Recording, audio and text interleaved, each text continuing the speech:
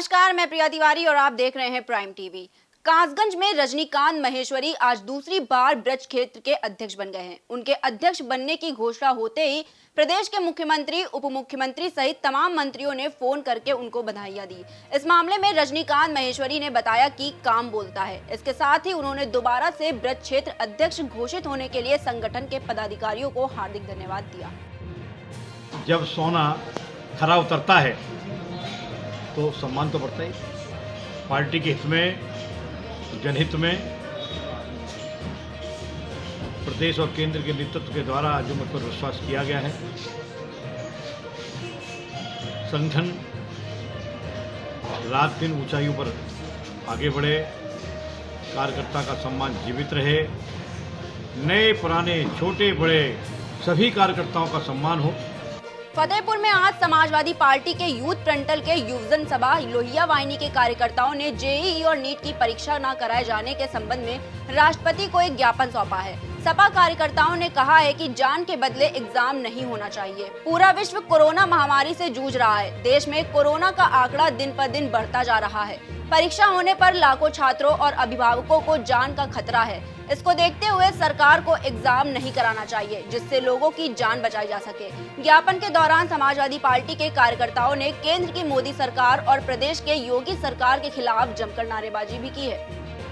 फतेहपुर के तमाम नौजवान और साथ में हमारे मुलायम युद्ध विगत निवर्तमान जिलाध्यक्ष कपिल भाई के नेतृत्व में हम लोगों ने जिलाधिकारी महोदय को राष्ट्रपति महोदय के नाम एक ज्ञापन दिया है, जिसमें कल लखनऊ में हुए युवा नेताओं और प्रदेश अध्यक्षों पर लाठीचार्ज व उन पर कठोर कार्रवाई के संबंध में उसकी जांच हो और जिन लोगों ने लाठीचार्ज किया उनके विरुद्ध कार्रवाई हो, और जो उत्तर प्रदेश सरकार और केंद्र सरकार इन ईईटी और जेईई की परीक्षा कराने जा रही है, उससे उन छात्रों, उन लाखों लाख छात्रों को कोरोना महामारी होने का संकट है, उसके साथ साथ उनके परिवारों पे संकट है। इसलिए हम प्रदेश सरकार व केंद्र सरकार से मांग करते हैं कि इन परीक्षाओं को स्थगित करें।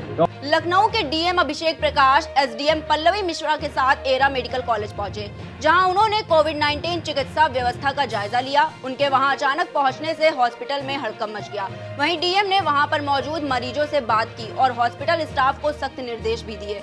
उन्होंने कहा कि अगर किसी भी तरह की लापरवाही बरती गई तो उसके खिलाफ सख्त कार्रवाई की जाएगी। देखिए, एरा मेडिकल कॉलेज हमारा 100% एक कोविड हॉस्पिटल है। ये हमारा L3 की फैसिलिटी है, जहाँ पे हमारे पास क्रिटिकल केयर के बेड्स 100 बेड्स हैं। इसके साथ ही साथ आइसोलेशन के बेड्स हैं। साथ ही साथ आज यहाँ पर हमने पेशेंट्स की जो केयर दी जा रही है इसकी समीक्षा की गई है। लाइव देखा भी गया, अभी कुछ पेशेंट से बात भी की जाएगी ताकि उनका भी एक सेटिस्फेक्शन रहे। इसके अलावा किस ढंग से हम अपने क्रिटिकल बेड्स को और बढ़ाएंगे, रिसोर्सेज के साथ, इस चीज़ के ऊपर भी चर्चा हुई है और ये कार्य योजना बनाई है कि अगले एक हफ्ते के अंदर हम 20 क्रिटिकल केयर के बेड्स फेज वाइज अभी और यहाँ पे बढ़ा लेंगे। इसके अलावा और भी अच्छी गुणवत्तापूर्वक किस प्रकार से सेवा दी जा सके, चिकित्सीय सेवा दी जा सके, इन सब चीज़ों पे चर्चा हुई है। इसी बस्ती के हरैया तहसील क्षेत्र में सप्लाई विभाग की मिलीभगत से कई कोटेदारों की मनमानी अपने चरम पर पहुंच गई है। बता दें कि विकासखंड गौर स्थित ग्राम पंचायत परास डी में कोटेदार की खाद्यान्न और प्रधान की विकास कार्यों में व्याप्त भ्रष्टाचार की जाँच के लिए बीडीसी द्वारा गौर ब्लॉक परिसर में चल रही भूख हड़ताल अभी भी जारी है। वहीं इतना ही नहीं, समय बीत जाने के बाद भी कोई अधिकारी मौके पर नहीं पहुंचा और न ही इस मामले में कोई कार्रवाई की गई। उत्तर प्रदेश के पूर्व मंत्री और कुंडा से जनसत्ता पार्टी के विधायक रघुराज प्रताप सिंह उर्फ राजा भैया के पिता उदय प्रताप सिंह समेत 11 लोगों को जिला प्रशासन ने 2 दिनों के लिए नजरबंद कर दिया है। मुहर्रम के दिन आयोजित होने वाले भंडारे को देखते हुए प्रतापगढ़ प्रशासन ने यह कदम उठाया है। बता दें कि कई सालों से मुहर्रम के दिन राजा भैया के पिता जुलूस निकालने वाले रास्ते में बंदर की मौत को याद करके भंडारे का आयोजन करते थे, लेकिन इस बार कोरोना महामारी के कारण प्रशासन ने रोक लगाई है। फिरोजाबाद में हर साल की तरह इस साल भी मुहर्रम की मजलिस का आयोजन हुआ। मजलिस का आयोजन मुजाहिद अमन कमेटी की तरफ से किया गया। बता दें कि इस साल इस आयोजन में कोरोना महामारी को देखते हुए सोशल डिस्टेंसिंग का ध्यान रखा गया है और कोविड के सभी नियमों का भी पालन किया गया है। मुजाहिद अमन कमेटी का कोषाध्यक्ष इशाक अली वारसी, आज इस मजलिस में आए हुए सभी शोरा हजरात का शुक्रिया अदा करता हूँ। वैसे तो ये मजलिस ऑल इंडिया स्तर की हुआ करती थी। कोरोना महामारी के चलते हुए इस मजलिस को काफ़ी छोटा सा एक प्रोग्राम के रूप में सिर्फ और सिर्फ रस्म अदा की गई है। इसी तरीके से मैं सभी लोगों से ये कहूँगा कि सोशल डिस्टेंसिंग का पालन करें। बदायूं में किसान खाद की किल्लत को लेकर परेशान हैं। खाद की ब्लैक मार्केटिंग कर बिचौलिए भारी मुनाफा कमा रहे हैं। कई दिनों से यूरिया खाद न आने के कारण किसान बेहद परेशान हैं। किसानों की फसल यूरिया खाद न मिलने से खराब हो रही है। किसानों का आरोप है कि यहाँ प्रशासनिक अधिकारियों की लापरवाही के चलते यूरिया खाद नहीं मिल पा रही है, जिससे किसानों में काफी आक्रोश व्याप्त है। आजमगढ़ के जहानागंज थाना क्षेत्र में कुछ बदमाश दिन दहाड़े एक युवक के घर रंगदारी वसूलने पहुंच गए, जहां पीड़ित ने समझदारी दिखाते हुए एसपी को फोन कर दिया। वहीं एसपी के निर्देश पर पुलिस मौके पर पहुंची। पुलिस ने मौके से 9 बदमाशों को गिरफ्तार कर लिया है। पुलिस ने मौके से कई गाड़ियां भी बरामद की हैं। फिलहाल पुलिस ने आरोपियों पर कड़ी कार्रवाई करते हुए उन्हें जेल भेज दिया है। जहानागंज थाना क्षेत्र का लपसीपुर गांव है। सुबह एक सूचना प्राप्त हुई थी कि गिरीश चौबे के यहाँ कुछ लोग गाड़ियों में भरकर उनसे रंगदारी मांगने पहुंचे। इस पर तत्काल जहानागंज थानाध्यक्ष को निर्देशित किया गया और मौके पर पहुंची और उनकी जो सूचना थी वो सत्य निकली और इस मौके से 9 लोग पकड़कर लाए गए और उनसे संबंधी जो गाड़ियां थे, जिन गाड़ियों से आए थे, वो गाड़ियां थाने पर लाई गई। इस संबंध में एक मुकदमा पंजीकरण धारा 386 का किया गया और इन्हें जेल भेजा जा रहा है। संभल में एसएसपी और एसपी के निर्देश के बाद अवैध हथियारों के खिलाफ चेकिंग अभियान चलाया गया।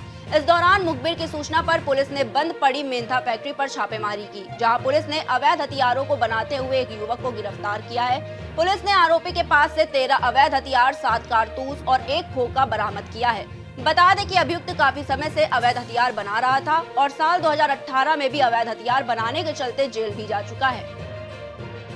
संभल में अवैध शस्त्रों के विरुद्ध अभियान चलाया जा रहा है। इसी क्रम में आज 2 शस्त्र फैक्ट्री 2 थाना क्षेत्रों में, एक संभल थाना क्षेत्र में, एक घनारी थाना क्षेत्र में पकड़ी गई है, जिसमें लगातार तमंचे बना करके उसको बेचा जा रहा था, जिसका प्रयोग अवैध गतिविधियों में किया जा रहा था, जिससे कि किसी की लूट, हत्या और पंचायत चुनाव में आने वाले दृष्टिगत रखते हुए ये सप्लाई हो रही थी। इसको रोकने के लिए ही अभियान चलाया गया है और इसमें गांव आदमपुर रोड अशोक आर्य के बाग के पास से संभल में अपराधी पकड़े गए हैं, जिसमें ये दानिश जो अपराधी था वो सब फैक्ट्री चलाता था। वह अवैध तमंचे बना करके 12 बोर के तमंचे 4,000 रुपये में और 315 बोर के तमंचे 5,000 रुपये में बेचता था। लगातार इस तरीके से क्षेत्र में ये सप्लाई करते थे ऑन डिमांड। इसी तरीके से धनारी थाना क्षेत्र में ग्राम हरपरी के जंगल से अभियुक्त सुरेश को पकड़ा गया है। वो भी बंदूक 5,000 रुपये से 10,000 रुपये के बीच में और तमंचे 2,000 से 4,000 रुपये के बीच में। बुलंदशहर में आम आदमी पार्टी के पदाधिकारियों ने प्रेस वार्ता की। इस दौरान आप ने भाजपा सरकार पर जमकर निशाना साधा। आप कार्यकर्ताओं ने भाजपा पर समाज के उत्पीड़न का आरोप लगाया है। इसके साथ ही कार्यकर्ताओं ने भाजपा को एक जाति विशेष पार्टी बताया है।